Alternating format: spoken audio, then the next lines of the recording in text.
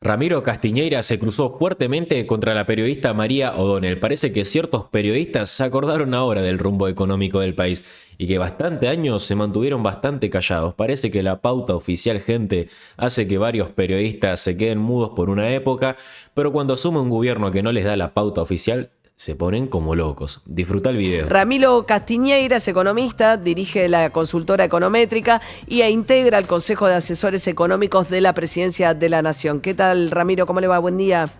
Hola, ¿qué tal, María? Buenos días. Buen día. Bueno, a ver, ¿qué dicen del debut de las medidas del día de ayer?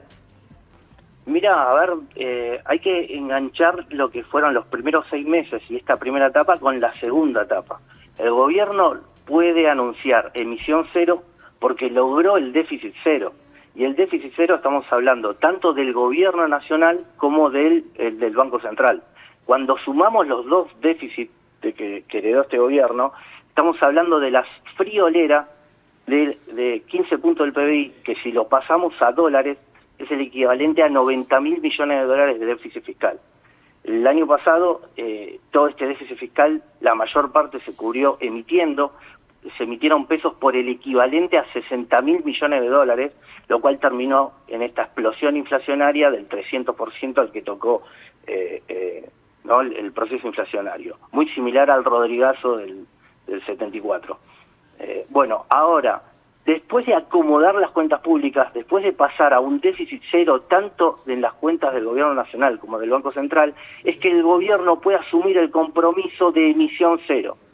Y entonces acá arranca la nueva etapa donde por primera vez no se va a emitir, por primera vez en décadas, quizás hasta por primera vez desde la creación del Banco Central, un gobierno asume el compromiso de no emitir un peso más en la economía. Ahora, porque si bien, cierro con esto, sí, si bien se cerraron los grifos de emisión monetaria, todos los déficits fiscales, el balde de pesos quedó lleno, ¿no? La economía quedó con un exceso de liquidez que se pone en evidencia, por ejemplo, en todos los pases pasivos y todos los pases que quedaron en el Banco Central. A ver, una cosa, estamos hablando con Ramiro Castiñeira, que integra el Consejo de Asesores de la Presidencia. Ahora, vamos por partes. Con relación al déficit cero del Banco Central, digamos, el Central demandó sus deudas al Tesoro. Eso quiere decir que de lo que recauda el gobierno nacional va a tener que usar plata también para pagar los intereses que antes le debía el Central a los bancos, ¿no? Y eso quiere decir fundamentalmente que el ajuste no terminó. O sea, ¿cuánto ajuste falta por delante? Porque ahora el Tesoro va a tener que pagar eso también.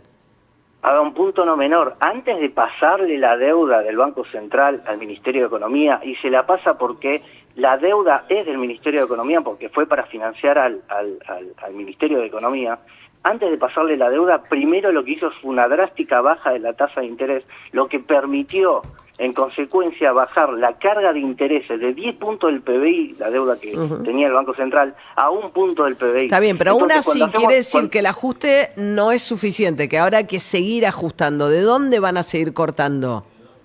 Mirá, eso evidentemente va a continuar.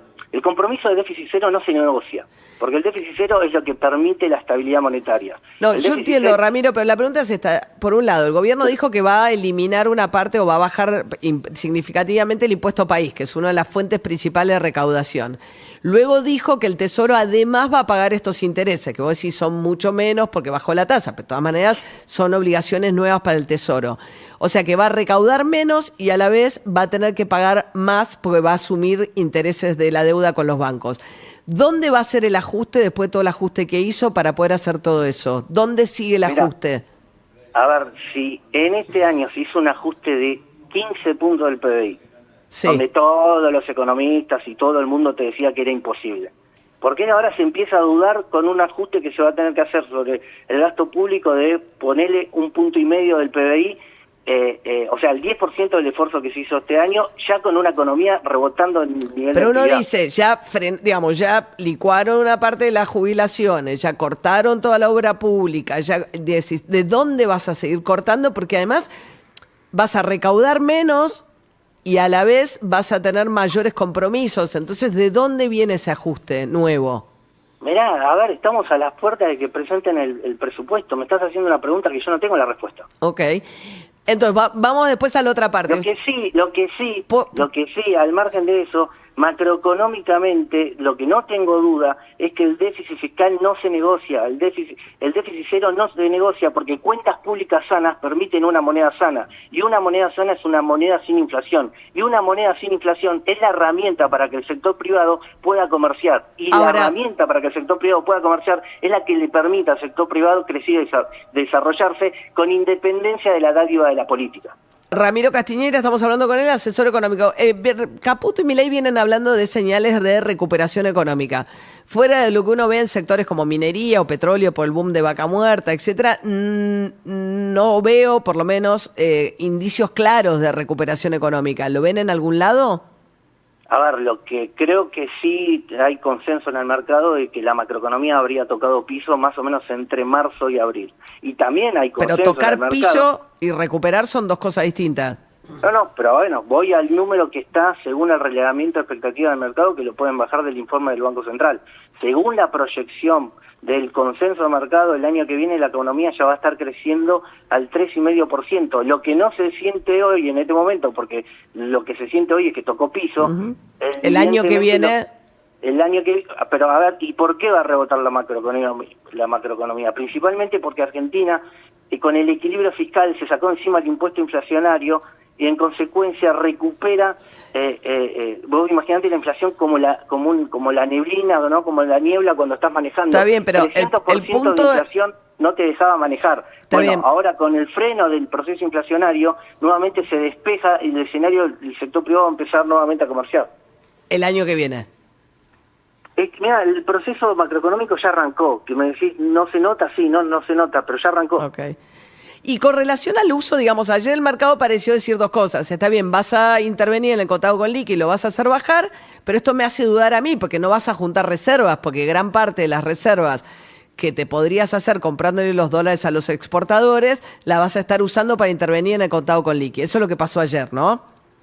A ver, creo que hay que resaltar que la macroeconomía hoy, todavía sin puesta en escena el RIGI y el blanqueo, ya genera un saldo comercial, según el relevamiento expectativa del mercado, de 17.000 millones de dólares. Eso te está diciendo que independientemente con los mercados pero vos tenés pocas... la macroeconomía tiene una entrada de dólares que ya permite a cubrir futuro, pero si el RIGI todavía ni empezó, el régimen a las grandes inversiones. Pero justamente por eso, vos fíjate que aún no arrancó y ya tenés un saldo comercial de 17.000 millones de dólares. Entonces, ¿de dónde? Cuando le sumas el blanqueo y cuando le sumes el RIGI, la oferta de dólares en la macroeconomía va a aumentar, no va a bajar. Pero mientras tanto el central se va a gastar dólares en intervenir en los financieros, ¿correcto? A ver, si hay duda de capacidad de pago, creo que el mercado no tomó nota o empezará a tomar nota de que el propio gobierno tiene 17 billones de pesos depositados en... Ahora, 17, lo que está haciendo el gobierno... vamos por partes. Espera, un segundo, sí. Ramiro, lo que está haciendo el gobierno es usar reservas para intervenir en el contado con liqui, ¿sí o no? No, reservas no. Bueno, dólares que podrían ir a parar a la reserva del central. No. Bueno, ¿cómo se hace de reservas el central? A ver, escúchame, estábamos acostumbrados a una economía reventada directamente con déficit comercial. Entonces, lo que repartían era directamente las pocas monedas que quedaban en el Banco Central hasta reventarlo y llevarlo a cero. Acá lo que se está administrando es el saldo comercial que se reparte en dos mercados. Lo cual es completamente diferente porque... Pero está usando, ¿por qué les cuesta tanto decir lo que efectivamente están haciendo? Pero si te estoy diciendo lo que está pasando con el flujo, no se está tocando el stock, el flujo se está subdividiendo entre dos mercados. Pero si el objetivo era reforzar la reserva del Banco Central, si las vas a usar lo que podrías comprar para intervenir, lo que resignás es la posibilidad de reforzar tus reservas, que no están muy abundantes.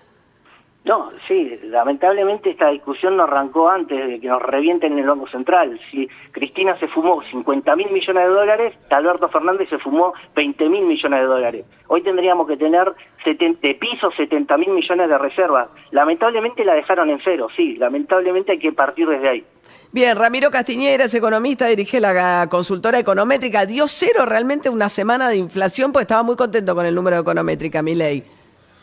A ver, no fue la única consultora que dio cero y de hecho finalmente la consultora estábamos diciendo que el proceso inflacionario estaba bajando y que iba a estar en torno al 3% y finalmente dio 3%. Bueno, Una la semana inflación particular núcleo, fue cero. elegimos los números con dio 4,6, dio 0,3 más que el mes anterior.